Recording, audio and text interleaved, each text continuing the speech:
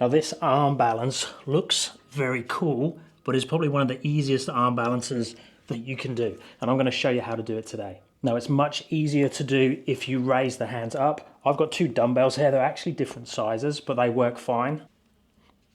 You could use yoga blocks, handstand blocks, a low P bar. Actually, any bar works. But obviously just be careful if you're raising up, you need an exit strategy because you could go over.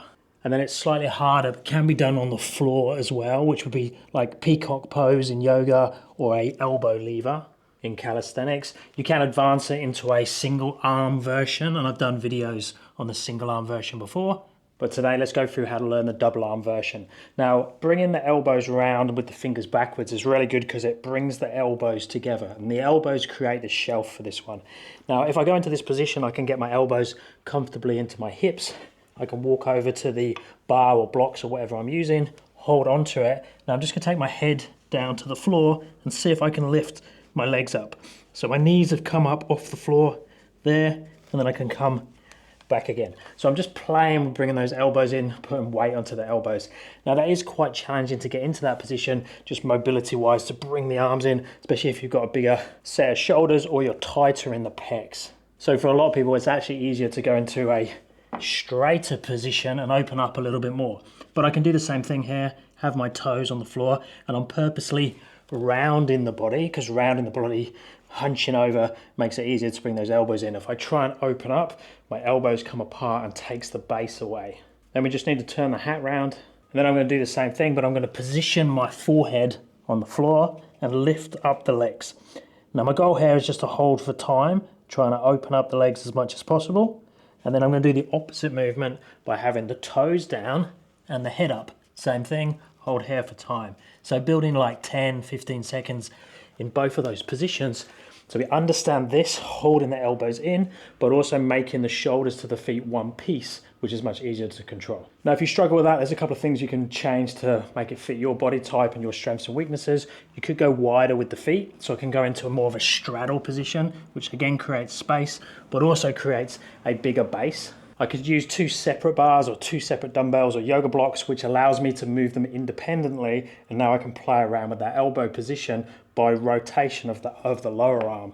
So I could bring them this way, which brings the elbows in closer together, or I could bring them out slightly, which creates a bit more space, but does take the elbows out towards the outside, but you might find that's more comfortable for you.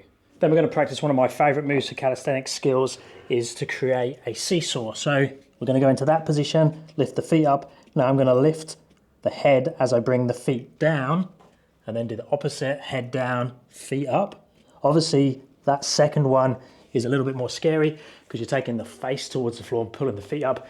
So you might prefer to do eccentrics. So head on the floor, feet down as you come up, and then get back into position, and then do repetitions of that to build the control, build the understanding of the balance, or the understanding of the seesaw. So think a longer lever arm, a lower lever arm, a heavier lever arm in one direction is going to cause the other side to come up, and vice versa. So if we're aiming to hover in the middle somewhere, we need to have equal energy on both sides. Now I say energy because you could have a heavier weight on this side, and it means that you need to stick this side out further to compensate for that. So they don't have to be the same weight, but they have to balance each other out. And that's what I'd play with next, is trying to work out how you can slow down that movement. And then once you're comfortable there and you feel like you've got enough control, instead of coming up and down to the position, you can just start to open out and try and find your balance position. So elbows in, so I've got too much weight this way, so all my weight is on my legs, I'm sitting back. But if I slowly take my head and shoulders forwards, over time I'm going to be decreasing load in the legs, increasing weight and lever arm in the shoulders and head, and that pulls my feet up, and I can hold that position. Now it is harder to talk in those positions where I'm all the way out, because my body needs to become one piece. So no different if I'm holding like a plank position or something.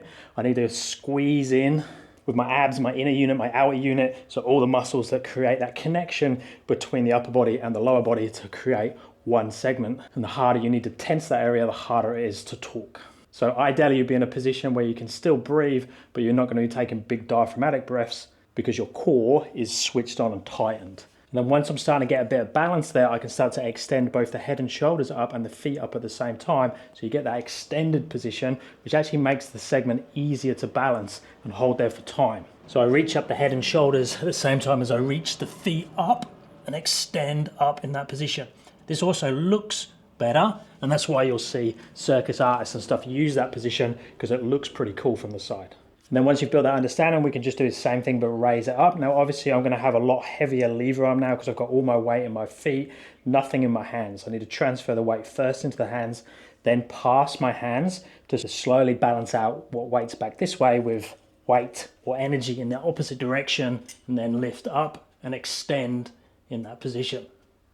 Now a nice in between, instead of using the single bar, is to use a box. Now the cool thing with the box is I can do the same thing. I can have the fingers pointed backwards like the bar, it's the same thing, but I have the safety that I have the box here that I could rest my nose on if I needed to, or just have a bit more support. I could put the box around that way and actually have my head on it, but just make sure the box you're using is very stable. You don't want it tipping over because all your weight will be on the edge of it. As long as you're pushing down, it should be fine, but if you have any weight going backwards in this way, it could flip up. So in that position there, I could take head down, feet up, and then raise the head and shoulders up, lower the feet a little bit there.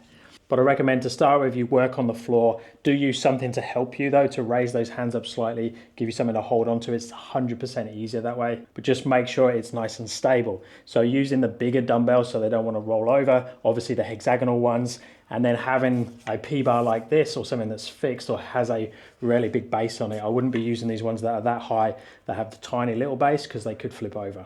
Now this arm balance is much easier, much quicker to learn than the harder variations like the bent arm planche or that hybrid one where we're actually in between the two.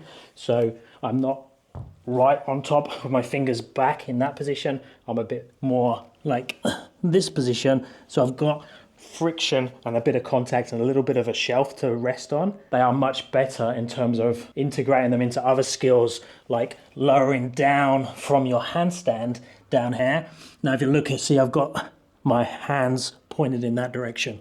So handstand in that way is now on impossible for most people. So just remember that if you are planning to use this skill with your handstand practice, I'd recommend you're also learning the bent arm planche variations and the ones with the fingers more turned out. But this is a real quick way of getting that cool skill, which looks super impressive. Let me know down in the comments if you have any questions with this one. If you're after coaching, check out my app, link is down in the description. Let me know if you have any video requests, and I'll speak to you in the next one.